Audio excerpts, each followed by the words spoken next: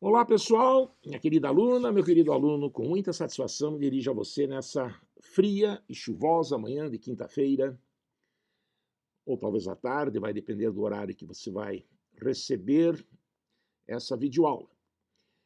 Realmente são fortes as emoções reservadas para hoje. Às vezes, alguns podem achar que é exagero da minha parte, fortes emoções de uma aula de física.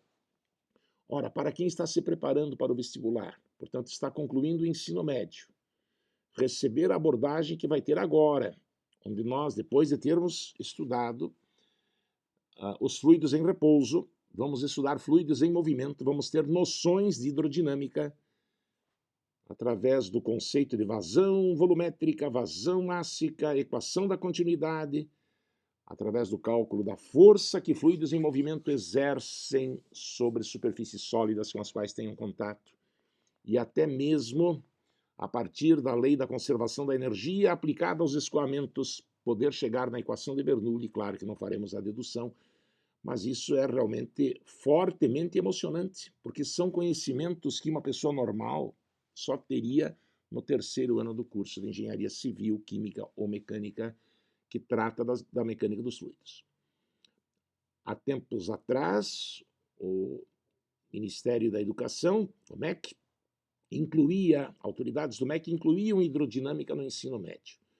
Tá? Então, noções eram requeridas. E essas noções eram ou não cobradas conforme a época, mas no vestibular do ITA elas sempre foram cobradas, independente dessa entrada ou saída da hidrodinâmica no conteúdo do ensino médio. Por isso nós estamos estudando. Falo de ITA em especial, IME não temos maiores dados a esse respeito, mas será conveniente, é claro, que você, candidato às escolas militares, esteja por dentro do que vamos fazer agora. É um assunto que normalmente só se aprende com bastante esforço lá no terceiro ano do curso de engenharia. E devido à complexidade das questões que têm caído, até no último vestibular do ITA, caiu Bernoulli, né? Tudo de Pitot, que nós vamos tratar hoje também aqui, tá? Você precisa estar por dentro disso, não tem como fazer diferente. E ao seu professor, então, cabe agora tentar expor um assunto tão elevado, né, de abordagem em nível tão elevado, de uma forma acessível. Acredite que, de minha parte, não faltarão esforços nesse sentido. E acredito que seja possível, desde que a gente não se aprofunde além do necessário. É o que eu vou tentar fazer. Fazer uma abordagem, a princípio, lúdica, superficial, sem demonstrações, para logo depois ver quais são essas questões que têm caído e que merecem essa abordagem. Tá? É com esse preâmbulo, então, que nós damos início à aula de hoje. Nos dois primeiros slides, eu não vou entrar direto no exercício proposto lá na apostila de vocês. Nos dois primeiros slides, nós vamos fazer um resumo da teoria. Tá? Essa teoria não é da minha frente. Acredito que o professor Marcel, com a didática, as características dele, já deva ter passado para vocês. Mas para que nós tenhamos a linguagem afinada, né, é interessante que nós façamos este preâmbulo. Ok? Vamos melhorar aqui um pouquinho a iluminação, parece que eu estou na penumbra, acho que assim você vai enxergar melhor, não apenas o seu professor, também o que virá a seguir. Vamos lá? Então, trata-se da aula número 20 da nossa frente de testes. Faremos uma revisão de hidrodinâmica, a primeira parte, com os conceitos de vazão volumétrica, vazão mássica e equação da continuidade. A partir disso, eu já vou poder mostrar alguns problemas importantes. Tá? Depois virá uma segunda parte, ainda nesta aula, em que nós falaremos de conservação de energia e chegaremos na famosa equação de Bernoulli. Para estudarmos, então, a hidrodinâmica, isto é, fluidos em movimento, é importante conhecer o conceito de vazão volumétrica, a grandeza escalar que se costuma representar pela letra Q, num escoamento, seja das águas de um rio, de um canal, ou mesmo no líquido, não precisa ser água, embora geralmente seja, pode até ser gás, pode até ser ar, que escoa dentro de um tubo de área de seção transversal V, define-se a vazão volumétrica como a razão entre o volume escoado dividido pelo tempo. Aquelas partículas que num instante inicial se situavam nessa seção transversal de área A desse cano, Passado determinado tempo t, irão se deslocar para uma nova posição. Aqui se despreza qualquer atrito do fluido com o cano e também se despreza o atrito das partículas entre si, no primeiro momento, que é caracterizado por uma grandeza que se estuda nos cursos de engenharia chamada viscosidade. O escoamento que nós vamos estudar é dito não viscoso, é um escoamento teórico em que não se considera atrito nem do líquido com o tubo e nem das partículas fluidas entre si. Então, ao se deslocarem daqui para cá, essas partículas varrem um determinado volume. Se dividirmos esse volume pelo tempo, teremos uma grandeza chamada vazão. Sua unidade, metro cúbico por segundo, litro por minuto, centímetro por hora, qualquer unidade de volume dividida por unidade de tempo. Desta definição deriva o seguinte: o volume que essas partículas descreveram é o volume de um cilindro, que se expressa por área da base vezes a altura, como você sabe, da matemática. Dividindo o volume por tempo, fica A vezes x dividido por t, e como x sobre t você sabe, deslocamento sobre tempo é velocidade, e você chega em Q igual a A vezes V. Então a vazão, embora por definição seja volume sobre tempo, não esqueça, vamos precisar de mais disso, também pode ser calculada pelo produto da área pela velocidade. Essa velocidade não é constante ao longo da secção. Futuramente você aprenderá que rente à parede ela é nula, por causa do atrito do fluido com a parede e por causa de uma força que liga espécies químicas diferentes chamada adesão. Né? Diferente da coesão, que é como se costuma chamar a força entre partículas de mesma espécie química. Então essa velocidade é variável, na verdade, ela é máxima no meio do cano e nula nas bordas. Nós vamos ignorar este efeito. Vamos aqui assumir uma situação teórica em que o escoamento é dito uniforme na secção, isso é, em cada secção teremos uma velocidade única. Existe um valor médio para isso, no caso real, né, que futuramente você aprenderá a calcular através de uma certa integração. Por ora, então, pensemos dessa maneira: escoamento ideal, não viscoso e uniforme na secção. Nesse caso, vazão é volume sobre tempo e vazão é também área vezes velocidade. Já a vazão mássica, que se representa por m ponto, também conhecida pelo nome de descarga, é a razão entre a massa e o tempo. M ponto vale m sobre t. Como m vale ρv, esse ρ é a tal da massa específica ou densidade, lembra? Ρ vale m sobre v, você sabe, então m vale ρv. Ficamos com m ponto igual a ρv sobre t, mas v sobre t é Q, né? Então m ponto é ρ vezes Q e é também ρ vezes A vezes V. Certo? Nós vamos empregar com muita naturalidade essas equações simples que estão aparecendo aqui, mas são novas para muitos, né? Então, sempre que você sentir necessidade, ao longo das páginas seguintes, seja no PDF impresso que você está recebendo, ou mesmo nesta aula, tá? Volte a esse primeiro slide para ver exatamente como são essas expressões. Ok? Então, estamos assim começando o estudo da hidrodinâmica. Frequentemente a gente escuta no noticiário: as chuvas fizeram com que a vazão do rio tal, que alimenta tal usina hidrelétrica, se elevasse para tantos milhões de metros cúbicos por segundo. Quer dizer, essa vazão volumétrica é frequentemente citada, não apenas na física, não apenas na engenharia, mas até no nosso dia a dia, como você está vendo.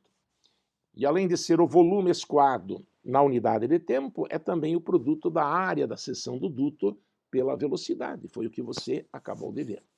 E a vazão mássica dela a gente fala menos, tá? É a massa dividida pelo tempo. Ela pode ser expressa por ρQ, lembra? E o Q é A vezes V. Certo? Eu não espero que você já tenha decorado essas expressões, e nem estou pedindo que decore, mas de tanto usar, você vai acabar se acostumando. É o que deve acontecer. Vamos em frente. Deriva da definição de vazão a equação da continuidade, que é uma relação interessante quando um fluido escoa em uma contração axissimétrica, que é como se chama esse estrangulamento que você vê nesta figura. Uma garrafa, professor, se for uma garrafa, até pode pensar, parece ser, mas ela não tem fundo e nem está fechada, o fluido escoa. Prefiro que você pense num bocal, né? Na saída das mangueiras costuma ter o bocal e, através, geralmente dotado de regulagem, né, nos bocais de boa qualidade, permitindo regular a velocidade com que a água sai. para uma dada vazão. É claro que a vazão que escoa pela primeira secção e pela segunda secção deve ser a mesma, não é? Digamos que 10 litros por segundo passem pela secção de área A1, essa seção maior em que a velocidade é V1. 10 litros por segundo também deverão passar pela área A2. Não é, a não ser que a garrafa seja furada, né, para que a gente possa explicar por que a vazão aqui é menor do que lá, a não ser que existam entradas laterais para fazer aumentar a vazão. Eu quero crer que isso não exista, então nesse caso a vazão será uma constante se o fluido for incompressível. Eu jamais estaria falando o que estou dizendo para você se fosse um gás escoando. Porque ao variar a velocidade, varia a pressão. E você sabe que 1 litro de um gás, conforme a pressão, pode ocupar um volume maior ou menor. Né? 1 litro de gás você pode comprimir e aquilo se transformar em, sei lá, meio litro, 100 ml. Ou mesmo 1 litro de gás, se você colocar em um ambiente de pressão menor, poderá se expandir. Os gases são altamente compressíveis. Eu não diria, portanto, já que ocorre variação de pressão, nós já vamos ver nesse escoamento, eu jamais diria, e daí, consequentemente, ocorre alteração de massa específica para engenharia mecânica, isso é importante, né? Nos motores dos automóveis, você tem a presença de gás resultante da combustão, a massa específica é variável. Nós vamos, porém, lidar apenas com líquidos. Líquidos são incompressíveis. Ainda que a pressão varie, as alterações de volume são insignificantes. Feita essa hipótese, a vazão na secção 1 e na 2 são iguais. Como vazão, há pouco você viu, é A vezes V, fica-se com A1V1 igual a A2V2. Esta fórmula traz uma mensagem muito importante. Grandezas que têm produto constante, você sabe, são inversamente proporcionais. Né? Ao aumento de uma corresponde um decréscimo da outra. Se nessa figura A2 parece ser menor do que A1, e o produto A1V1 é igual a A2V2, se A2 é menor do que A1, para compensar, V2 deve ser maior do que V1, né? Então, quando diminui a área da seção transversal, aumenta a velocidade. A velocidade é inversamente proporcional à área da seção transversal. Exemplos que comprovam isso. Vamos olhar primeiramente a figura do meio aqui. Uma torneira na cozinha de uma casa. Na minha casa é desse jeito. A torneira fica numa posição alta para que a gente possa colocar a louça. Quer dizer, eu não costumo fazer muito disso, deveria lavar mais a louça, mas quando eu vejo a secretária do lar, a moça que trabalha aqui lavando a louça, eu percebo que isso acontece. O filete de água fica mais estreito à medida que a água desce. É ou não é verdade? Aumenta a velocidade e isso acarreta uma diminuição da área da seção transversal. Porque a vazão é constante. A vazão que sai daqui deve passar por aqui. A água não está escapando e nem há entradas laterais. Diminui a área, aumenta a velocidade. Aumenta a velocidade, no caso, pela ação da gravidade, diminui a área. Já a primeira figura mostra-nos um trecho de um rio, cuja largura variou. Ela é grande no início da figura, aqui embaixo, e lá no meio tem um estreitamento. Se você tiver a curiosidade de ver uma folha seca sendo carregada na superfície livre da água do rio, você verá que quando ela passa pelo estreitamento, ela ganha velocidade. Quem gosta de pescar frequentemente observa isso também com bastante frequência. A equação da continuidade explica isso. Diminui a área, aumenta a velocidade. Aí vem uma pergunta provocadora.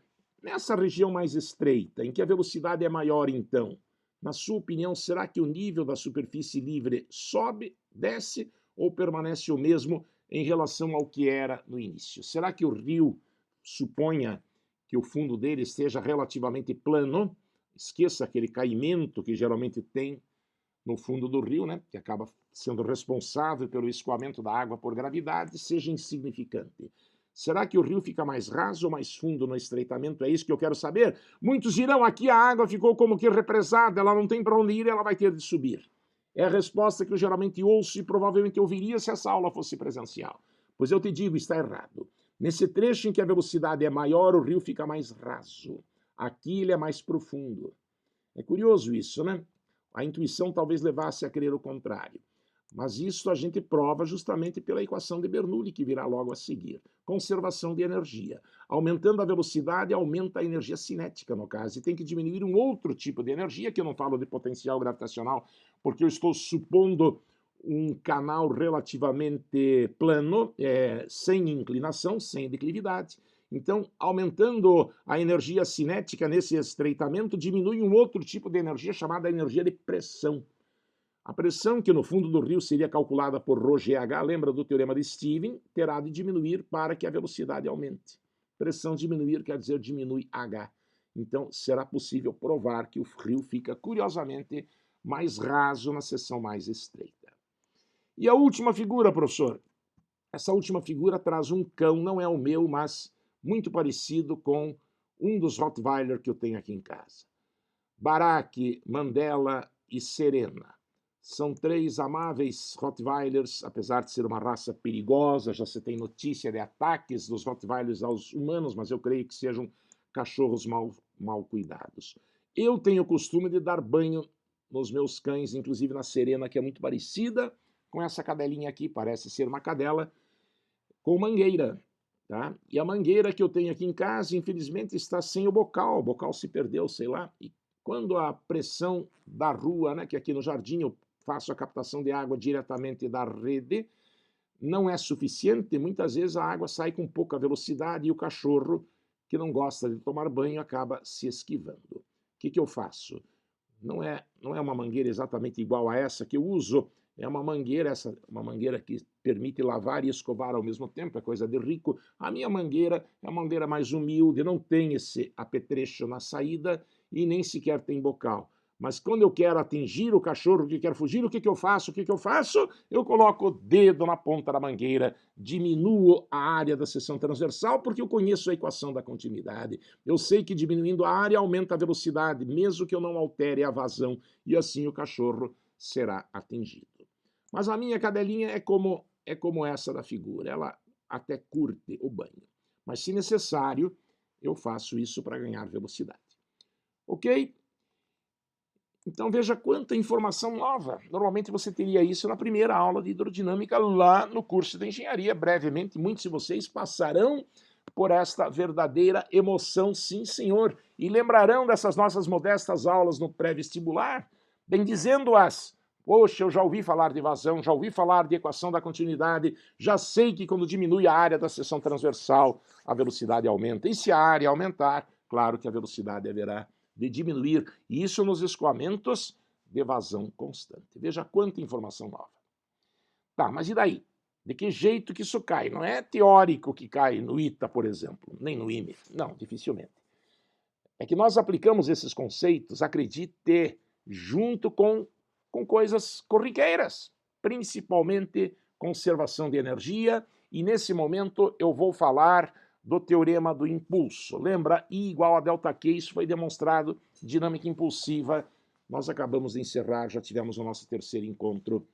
Pois é, quando um fluido está em movimento e tem contato com uma superfície sólida, ele exerce força. O engenheiro tem que saber calcular essa força para poder dimensionar os elementos que vão garantir a sustentabilidade desse duto, que estarão apoiados sobre alicerces, sobre mancais, que estarão sujeitos a solicitações, que conforme o caso podem ser enormes, e você deverá garantir a estabilidade desse condutor. Então tem que saber calcular a força para depois levar isso para uma outra matéria, no caso de engenharia civil, chamada cálculo estrutural, que vai te permitir dimensionar esses apoios. Como você vê, é coisa de engenheiro, mas cai no ITA. Recentemente ainda uma questão polêmica, a questão da roda d'água, né? Pedia-se lá a força que a água fazia na pá de uma roda que girava para que a partir do movimento da água, mediante a colocação de ímãs,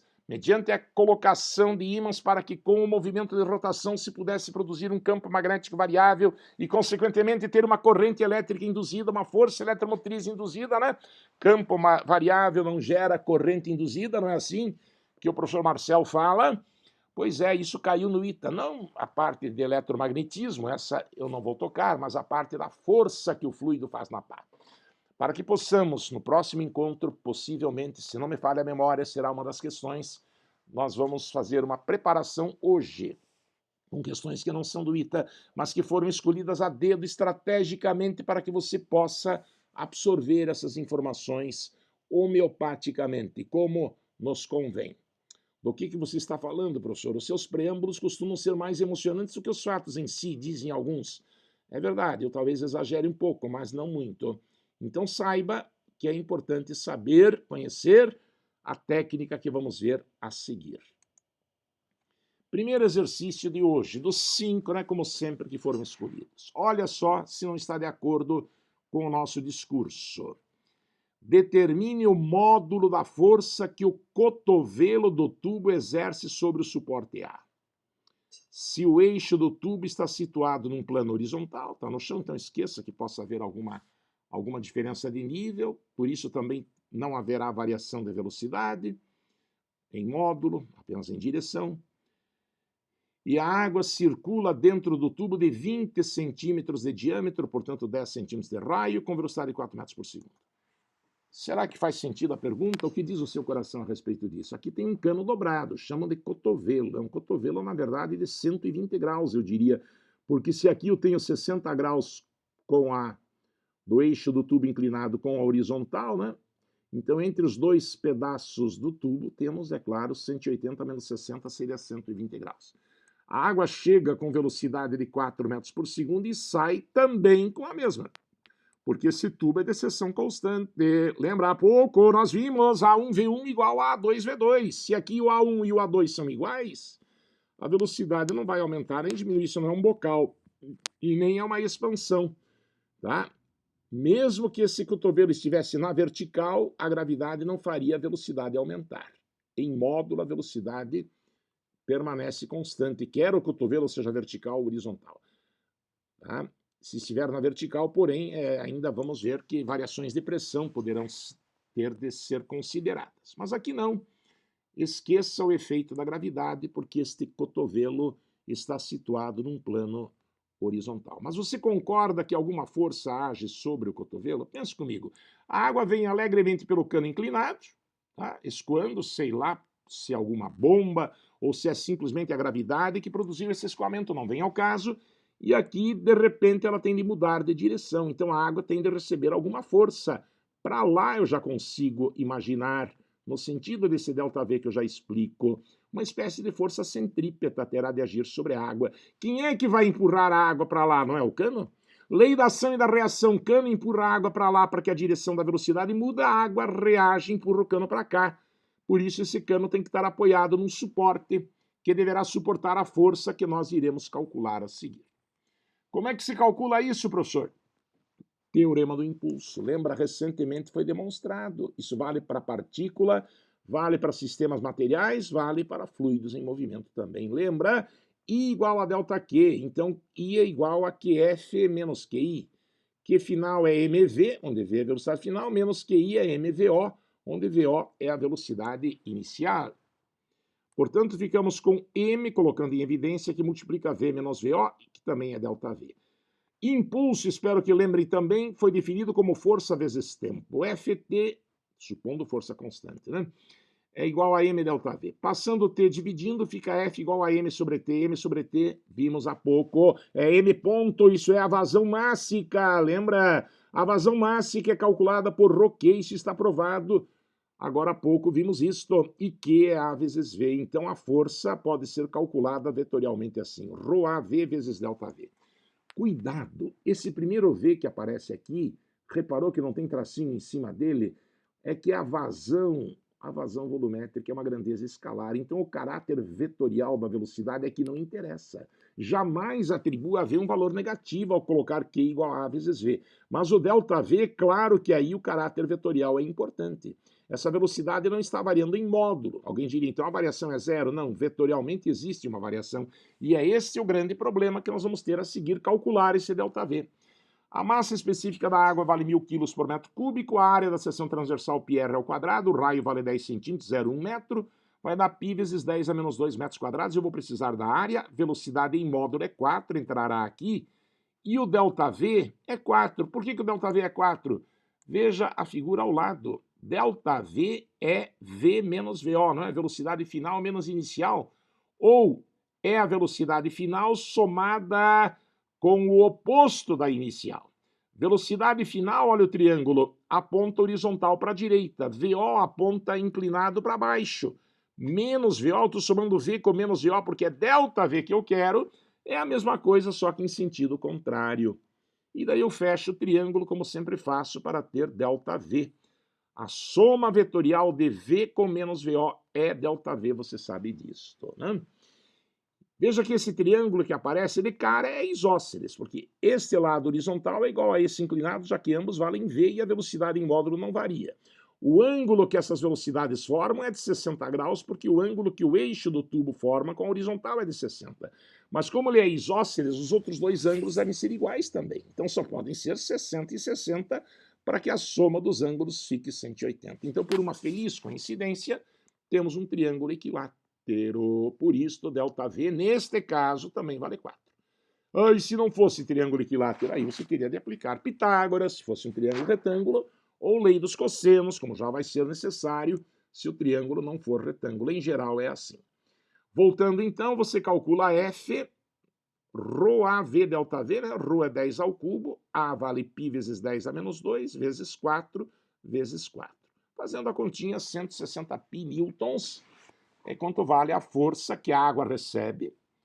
No caso, a água recebe uma força para lá, dirigida, acredite, para o centro, se é que isso fosse um cotovelo circular, né? Não precisa ser. Tá? E a reação dessa força, então, age sobre o suporte que deverá suportá-la. Ok? Então, pelo teorema do impulso, aliado ao conceito de vazão máxima, que é o tal do M ponto, aliado ao conceito de vazão e da relação Q igual a vezes V, você consegue fazer esse dimensionamento. Isso, a rigor é coisa de engenheiro. Tá? Mas se você observar bem, desde que a gente tenha boa vontade de aceitar que hidrodinâmica, então, tudo bem, faz parte do conteúdo do ensino médio, esse é um problema que a gente não pode estranhar se ele acaba caindo na prova do item, nem pode mover ação por terem extrapolado o nível do ensino médio. Mas o ITA gosta muito disso, avançar as selvas, digamos assim, da engenharia.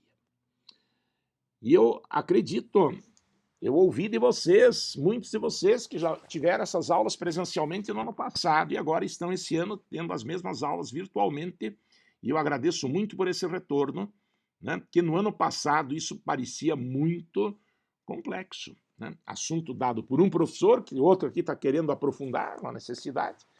No primeiro momento, isso de fato assusta. Não foram poucos os que me pediram qual é o livro por onde eu posso estudar hidrodinâmica, por onde eu posso estudar essa história de calcular a força. O que eu recomendo é o livro do Franco Brunetti. Vocês facilmente, Mecânica dos Fluidos, adotado pela maioria das universidades paulistas e que nós aqui na Universidade Positivo adotamos também. Tá? Mas eu, sinceramente, não creio que seja necessário você procurar livros de engenharia. Isso é até perigoso, porque você se aventura por uma selva que é um verdadeiro universo e pode não ser gratificante esse estudo pela sobrecarga que você se submete. Tá? Mas justamente para que a gente se acostume com isso e cai, já falei, o programa da roda d'água virá na próxima semana e outros, não é coisa para cair todo ano, mas de vez em quando cai. Então há uma necessidade no sentido de termos esse tipo de informação. Tá, não dava para você fazer mais um, professor? Eu estou vendo aí que é coisa nova, me explique mais um exemplo. Então tá bom, não é questão do ITA, como eu disse, o tratamento, por enquanto, é homeopático. Então vamos ver mais um problema sobre força que um fluido exerce sobre uma superfície sólida com a qual ele tenha contato.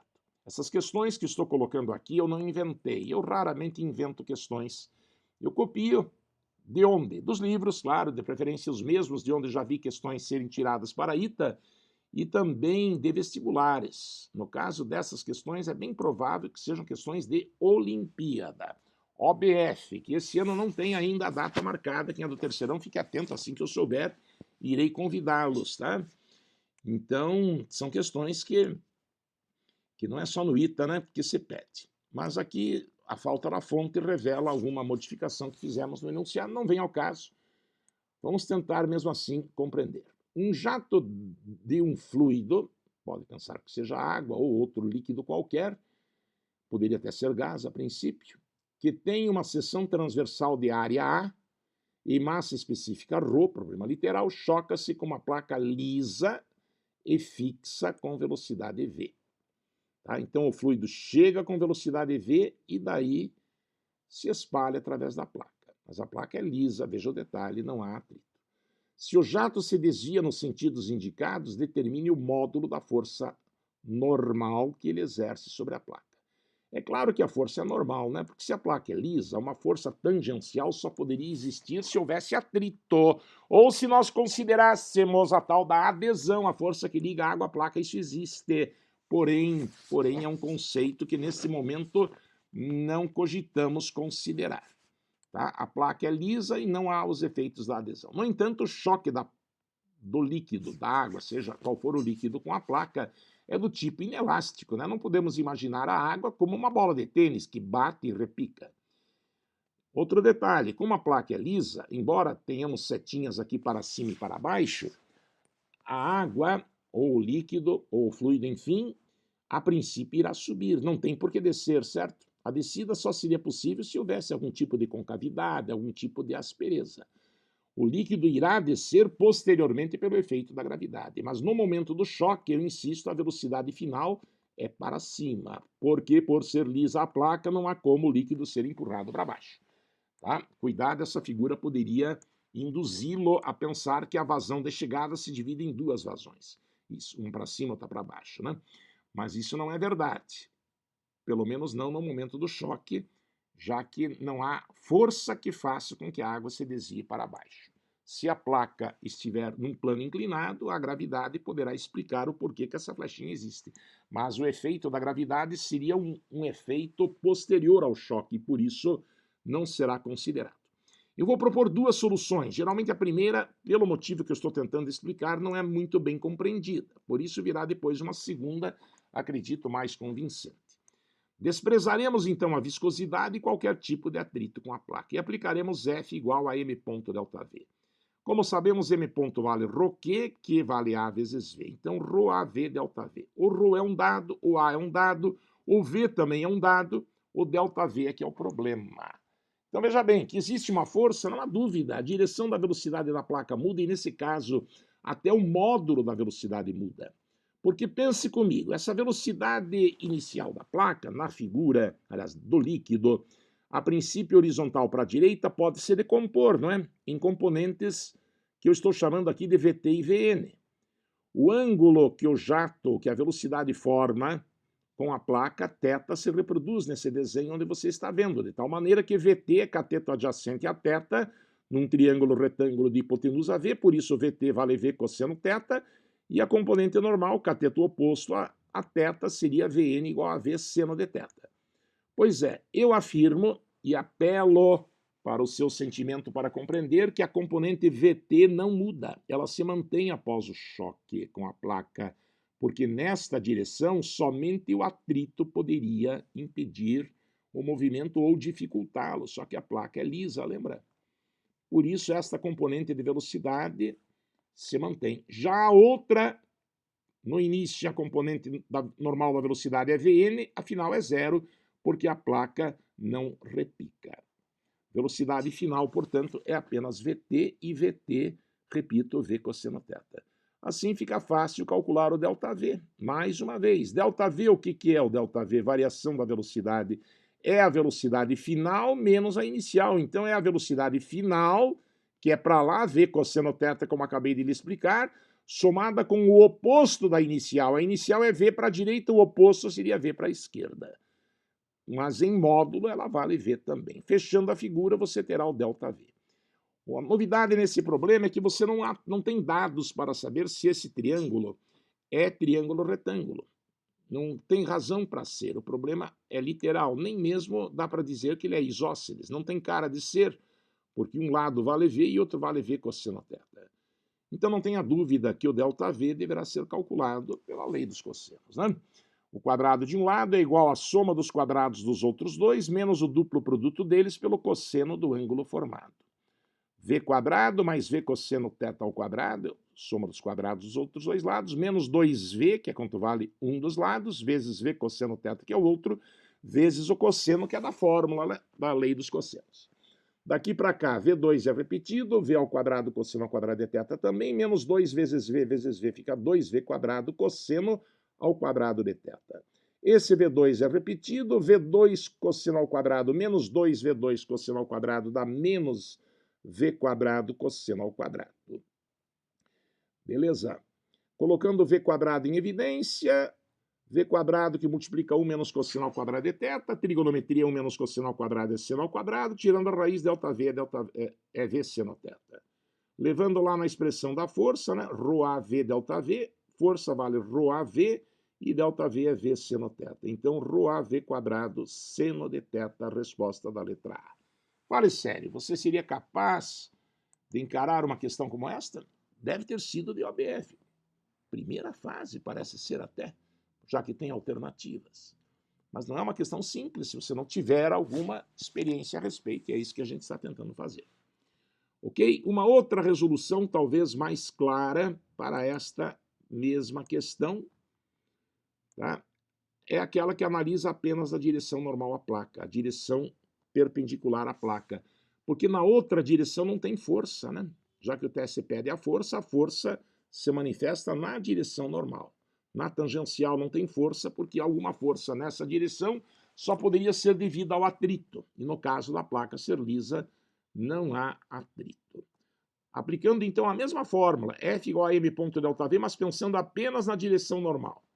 M ponto ρQ, que é A vezes V, a fórmula é a mesma. Só que agora fica então ρAV vezes ΔV seria VF menos VI. O VF agora é zero, concorda? Porque a água não repica, a velocidade inicial é Vn, por isso eu coloco V seno de θ, mas a velocidade final é zero por causa da falta de elasticidade da água. A água bate e gruda na placa, ela não repica, é característico da água e dos outros líquidos serem assim também, né? Então, fazendo a conta, vai dar menos ρAV quadrado seno θ. Mas o teste pediu o módulo. Esse menos, naturalmente, significa que a força que o fluido recebe da placa é contrária à velocidade. Esse menos tem algum significado. Mas como queremos o módulo, essa solução me pareceu mais fácil. Geralmente é essa a reação. Então, compreenda, mas compreenda as duas são, conforme o caso, vai ser mais confortável seguir por um caminho ou por outro. Beleza? Eu voltarei a esse assunto. Esse é um capítulo inteiro da mecânica dos fluidos, que aqui na Universidade Positiva nos toma praticamente o mês de agosto inteiro. O título é Equação da Quantidade de Movimento. Não é só conservação da quantidade de movimento, que nesse caso nem existe. É a relação que há entre a força e a variação da quantidade de movimento. Esse teorema do impulso ganha uma forma na mecânica dos fluidos adequada para isso, e que nós estamos tentando dar o primeiro passo nesse sentido. Mas isso vai muito além do que você acabou de ver. Tá? O próprio Franco Brunetti, se alguém se interessar, né, poderá mostrar isto. Mas eu não recomendo, não. É um livro inteiro, e olha que o Franco é fininho, os similares americanos são verdadeiras listas telefônicas, como se diz, são enormes. Não é o caso do estudante de ensino médio se aprofundar tanto. Porém, é bom que saibam. Aqui nós estamos arranhando um assunto que pode ir muito mais além. Ok? Eu vou mudar de assunto agora. Em vez de falar de força, voltarei a isso na próxima aula, vou falar de energia, com a equação de Bernoulli. Prepare-se para o que vem aí. Um pouquinho de teoria agora, nessa nossa revisão de hidrodinâmica. Eu tentarei ser bem objetivo, poderia ficar horas falando sobre isto. Tá? As aplicações de Bernoulli são inúmeras na engenharia. Mas para entendermos do que se trata, aqui nós estamos vendo um duto horizontal, poderia ser eventualmente inclinado, por onde escoa um líquido, água, por exemplo. Foram anexados a esse tubo 2 tubos.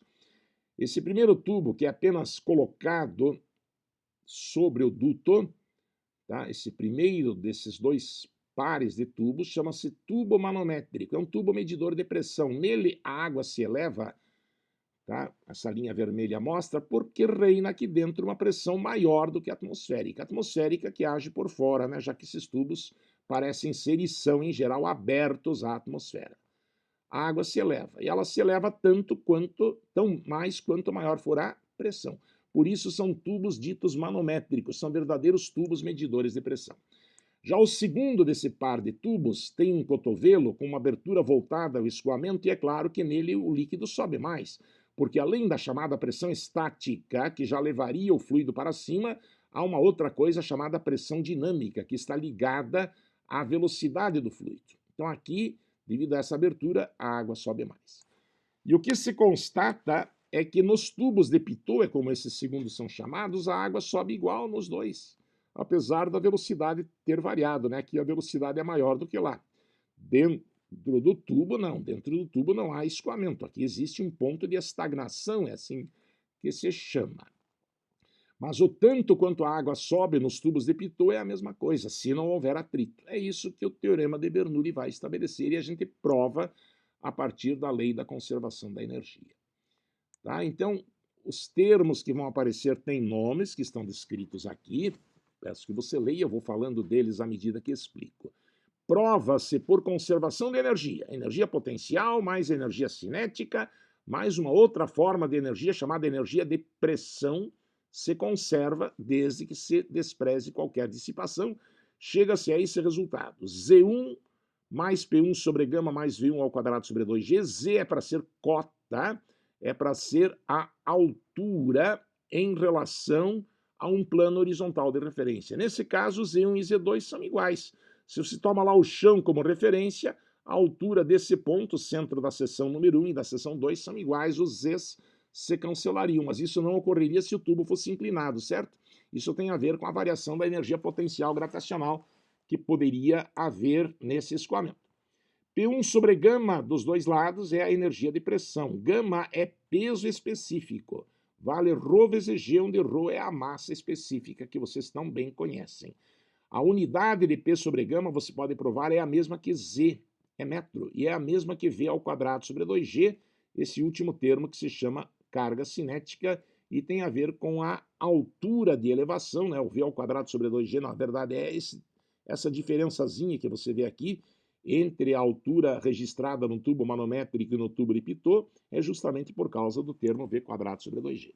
Então, Bernoulli provou, a partir da lei da conservação de energia, que vale esta relação. Vamos ignorar os Zs, imaginando no primeiro momento um tubo horizontal, e vamos observar que nesse duto, por haver aumento de velocidade, V2 no caso, a equação da continuidade explicaria é maior do que V1, então é por isso que o P2 deve ser menor do que o P1. Onde a velocidade é maior, a pressão é menor. Você está vendo que aqui o líquido no tubo manométrico sobe menos do que lá? Por quê? Porque aumentou a velocidade.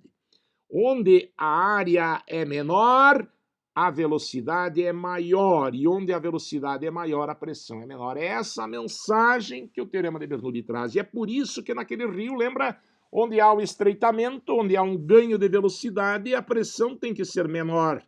E por isso o rio tem que ser mais raso, onde ele é mais rápido, para que se respeite o teorema de Bernoulli, para que a energia possa, de fato, ser conservada, como requer este que é um dos pilares da física. Tá? Essa mensagem ela pode até ser coerente da maneira como estou lhe falando. No entanto, é uma mensagem nova para a maioria dos estudantes. Eu passo, então, a mostrar, através de imagens, situações do nosso dia a dia que podem comprovar e permitir-nos assimilar melhor, ter mais confiança naquilo que se está falando a partir de agora. Vamos ver? Algumas aplicações de Bernoulli. Bolinha de ping-pong no funil. O que você acha? Esqueça essa frase aí que vai já explicar a situação. Uma bolinha de ping-pong foi colocada num funil, deixa eu ajeitar essa flechinha aqui, e você vai soprar de baixo para cima. Mas, por favor, soprar, não cuspir. Né? Em época de coronavírus não se cospe. Dê um sopro delicado, produzindo um fluxo de ar relativamente grande, mas não muito intenso e uniforme de preferência. A bolinha que pela gravidade estava encostada no funil, o que você acha que acontece? Quando a gente pergunta isso, geralmente o pessoal diz, não, a bolinha sobe tão mais quanto mais forte for o sopro, né? E se o sopro for muito forte, pode ser até que ela saia do funil.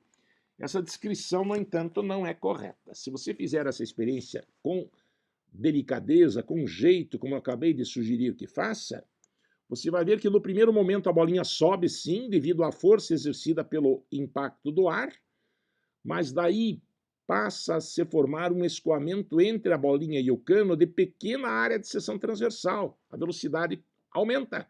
Aumentando a velocidade, diminui a pressão e por cima reina a pressão atmosférica, ou seja, a bolinha é forçada a ficar colada no cano. Então o que vai acontecer é isso, a bolinha sobe e volta, sobe e volta, sobe e volta. Ela fica presa ao funil pela passagem do jato de ar. Faça essa experiência com cuidado se você tem um funil em casa e comprove. Mais experiências capazes de comprovar que, olha, eu vou mudar de slide, onde a velocidade é maior, a pressão é menor. Mais experiências do nosso dia a dia. Tá? Observe agora esse desenho. Observe agora. Cadê a flechinha, gente? Não tem flechinha aqui, vou tentar colocar uma flechinha. Duas bolinhas de isopor ou de ping-pong suspensas através de fios ao teto. O que você acha que vai acontecer se você passar um jato de ar entre elas? Geralmente as pessoas dizem, as bolinhas vão se afastar, porque afinal de contas você está injetando ar aqui. É o contrário, as bolinhas se aproximam, porque aumentando a velocidade diminui a pressão. Aí eu vou pausar nesse momento a gravação para lhe mostrar exatamente isso. Eu não tenho aqui bolinhas de ping-pong, mas eu tenho outro equipamento capaz de mostrar, já que temos a filmagem disponível. Vou lhe mostrar isso em seguida. Vou pausar a gravação. Já retorno.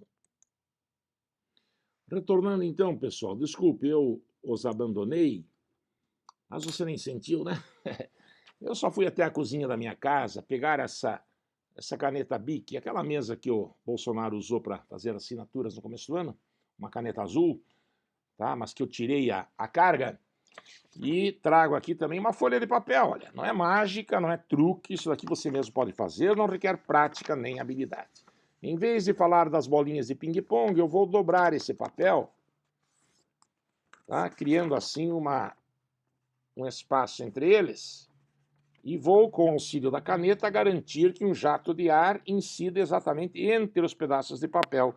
E você que consegue me enxergar por lá, vai ver se esses pedaços, essas abas, irão se afastar ou irão se aproximar. Normalmente as pessoas falam, ele vai soprar, vai ter um acúmulo de ar, vai abrir o leque aqui, vai abrir a asa. E olha o que acontece, para nossa surpresa, vamos lá. De novo.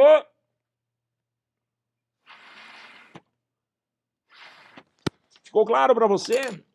O fato do ar, a princípio em repouso, entre os pedaços de papel ter sido movimentado pelo sopro geraldiano, provocou uma queda de pressão.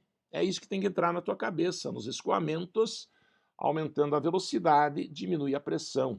Por fora tem a pressão atmosférica, por dentro também tinha, mas agora tem menos.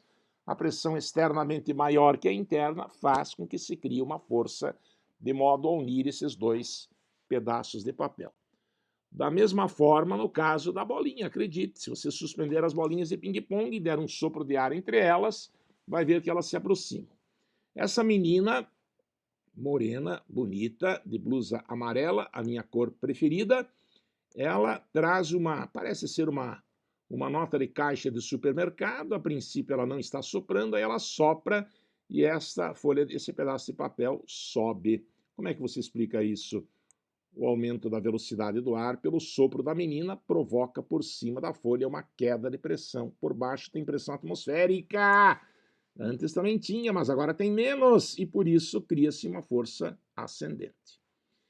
Uma explicação muito controvertida. Uma das razões pelas quais o avião não cai é o que você vai ouvir agora. A velocidade do ar em cima da asa é maior do que embaixo. Você sabia disso? Dá para provar isso, eu vou tentar fazer a demonstração aqui verbalmente. Imagine duas moléculas de ar, uma em cima da asa, outra embaixo. Graças ao formato da asa, vai acontecer o seguinte, ar parado, avião movimentando-se, imagine, para a esquerda do observador. Essa molécula que estava aqui vai passar por cima da asa e um pequeno tempo depois vai estar aqui, não vai? E aquela que estava embaixo dela, algum tempo depois, estará do lado, debaixo da outra, né? Dá para perceber que a molécula de cima percorre uma distância maior que a de baixo no mesmo tempo? E o que um corpo precisa para fazer mais distância no mesmo tempo? Não precisa mais velocidade?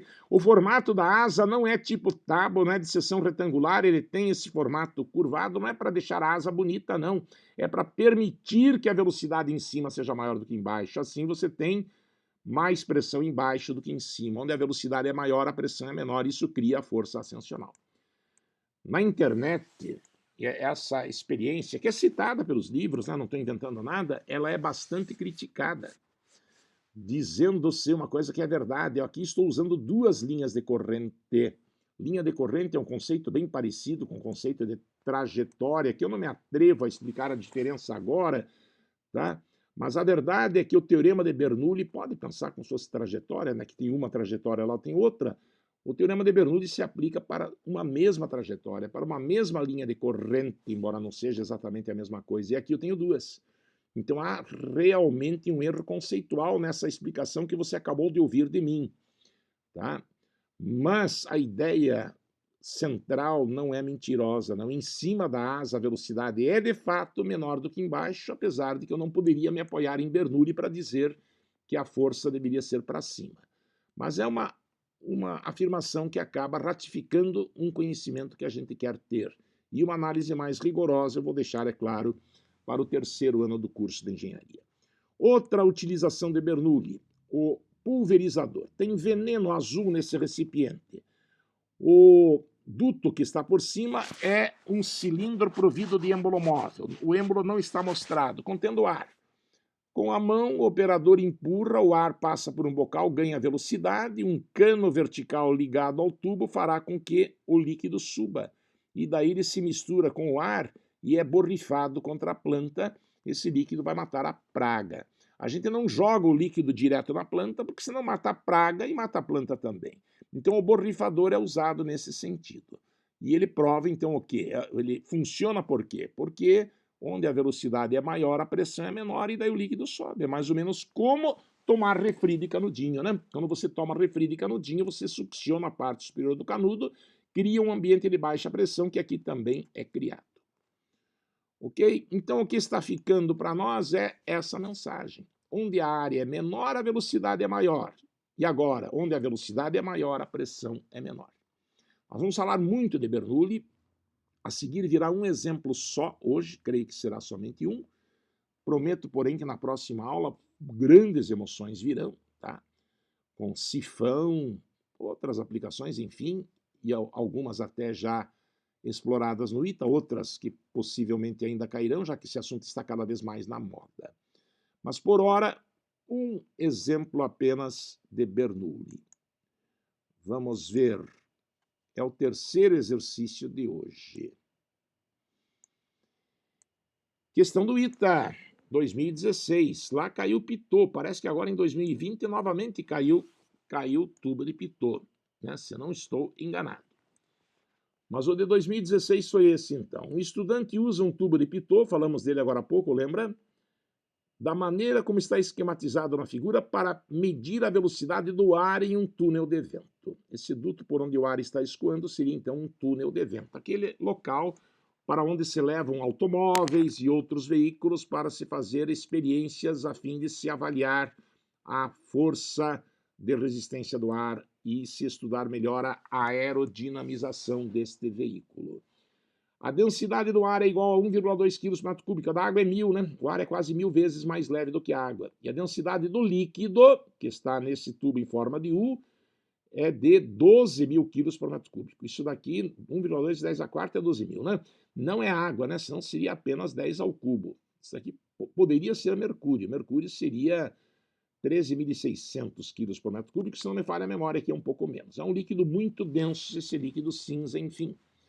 Sendo H igual a 10 centímetros. Por que existe esse H? Aqui a velocidade é maior do que aqui, não é? Aqui existe uma estagnação, não existe? E onde a velocidade é maior, a pressão é menor. Então, esse desnível que se observa facilmente nesse tubo em forma de U, que é um verdadeiro manômetro, caracteriza a diferença de pressão que há entre esses dois pontos. Se essa altura for de 10 centímetros, calcule a velocidade do ar. Você tem ideia de como se faz isso? Esse é um problema típico de aplicação de Bernoulli. Tem que saber, tem caído. O Marcel também tem explicado. professor Marcel usa Bernoulli como geralmente os livros do ensino médio ensinam, usando, se não me engano, em vez de v quadrado sobre 2g, ele fala em meio de mi v quadrado, ele usa o meio de rho v quadrado, ele usa a massa específica ao invés do peso específico. Eu tenho fortes razões, gente, para explicar desse jeito. Além de alargar o seu repertório, a equação assim apresentada tem um metro como unidade, daí eu pude mostrar aquela figura mostrando o significado disso, até onde que o líquido sobe, né?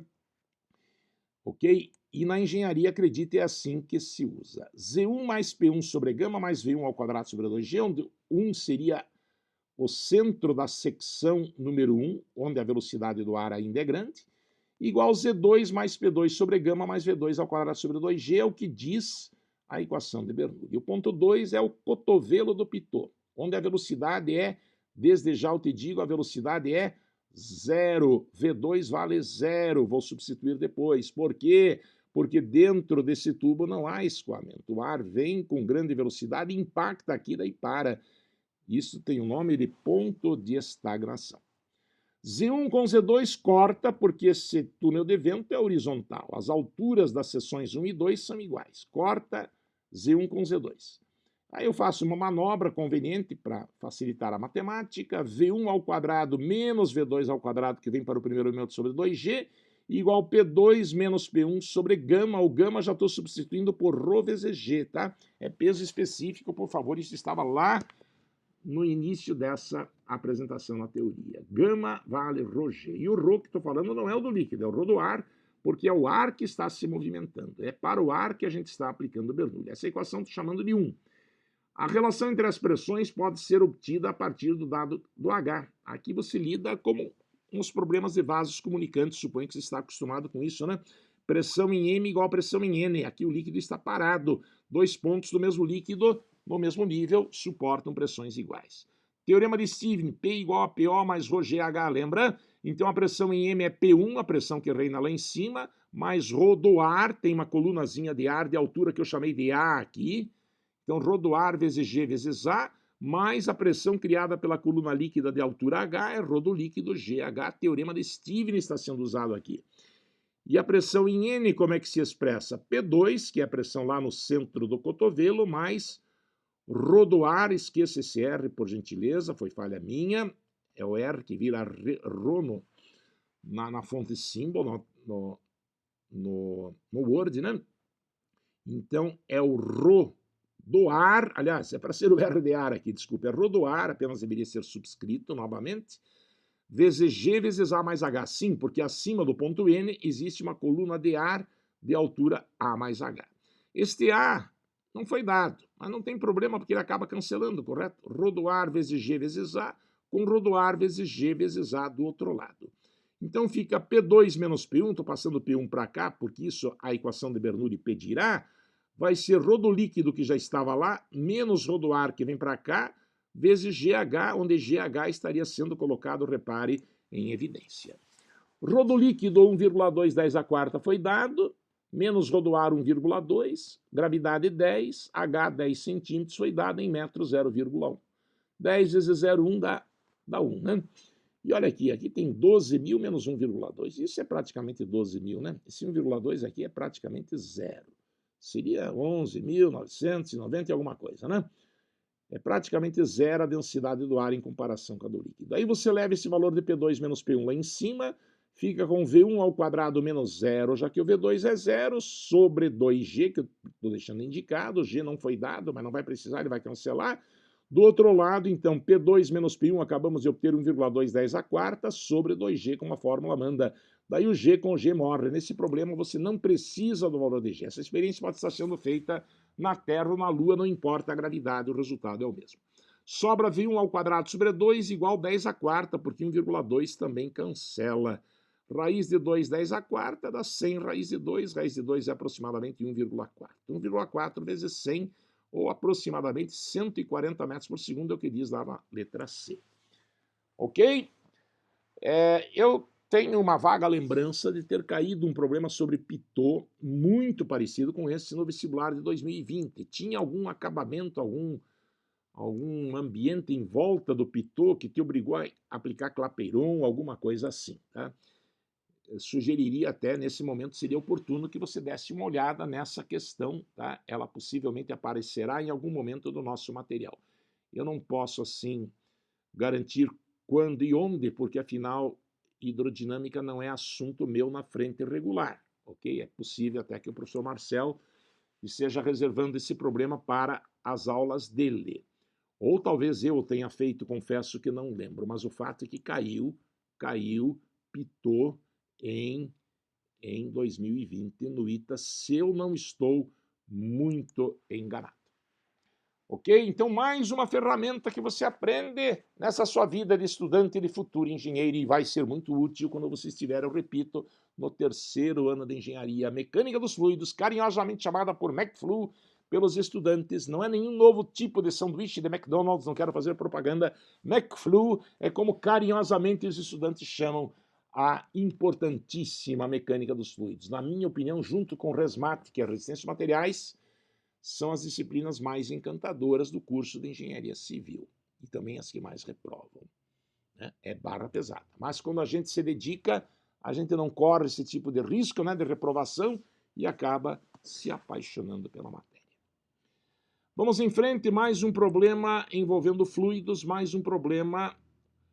Não vai ser Bernoulli nesse problema número 4, gente. Vai ser novamente F igual a M ponto delta V, também vou precisar disso, mas eu prometo mais F igual a M ponto delta V e mais Bernoulli para o nosso próximo encontro. Esse acabaria ficando muito longo se eu trouxesse mais. Então, para chegarmos ao final dessa nossa apresentação. Calcular o esforço horizontal sobre a estrutura do ventilador da figura e a potência transmitida ao fluido pelo ventilador, desprezar a perda de carga entre as secções 1 e 2. Dados o diâmetro na seção mais estreita D2 igual a 0,38 metros cúbicos, aliás, metros, 38 centímetros, a velocidade na saída 30 metros por segundo. A velocidade da entrada 0, o ar atmosférico está parado, densidade do ar de novo, agora mais precisamente 1,27 kg por metro cúbico, e a gravidade 10 metros segundo ao quadrado. Isso aqui não é um secador de cabelo, até poderia ser, não é? É um grande ventilador horizontal montado sobre uma estrutura que o suporte e que deve resistir à força que vai atuar. Sim, porque se o ar, a princípio parado, está sendo sugado por um ventilador, né? Uma ventoinha que tem aqui, é o que parece ser, com acionamento provavelmente elétrico, o ar de velocidade zero atinge 30 metros por segundo, o ar acelera muito, ganha muita velocidade. Quem empurra o ar para a direita é essa estrutura, que daí receberá a reação, irá para trás, e ela precisa estar apoiada em algum lugar para não provocar algum acidente, para não quebrar, para não sair do lugar. A força, como provamos hoje, isso veio do teorema do impulso, lembra-se, calcula por M ponto delta V. M ponto é ρQ e Q é A vezes V, então ρAV delta V. Este V é escalar, o outro é que é vetorial. Mas aqui, como não há alteração de direção da velocidade, o caráter vetorial da velocidade é irrelevante. Então, F igual, ρ, 1,27 foi dado, área, πr ao quadrado, raio 0,19, estou falando, é claro, da seção mais estreita, onde a velocidade é 30. E a variação da velocidade, 30 menos 0, né? Velocidade final menos inicial. Fazendo a conta, trocando aí o π por 3,14, você descobre que há uma força de 130 newtons. Essa é a força que o ar recebe e ela tem também a mesma intensidade que a força que o suporte recebe. Para que isso seja possível, uma certa potência deve estar sendo transmitida ao fluido pelo ventilador, claro. Esse ventilador não gira sozinho, ele deve estar ligado na tomada. E essa potência comprometerá a conta de luz do proprietário desse local.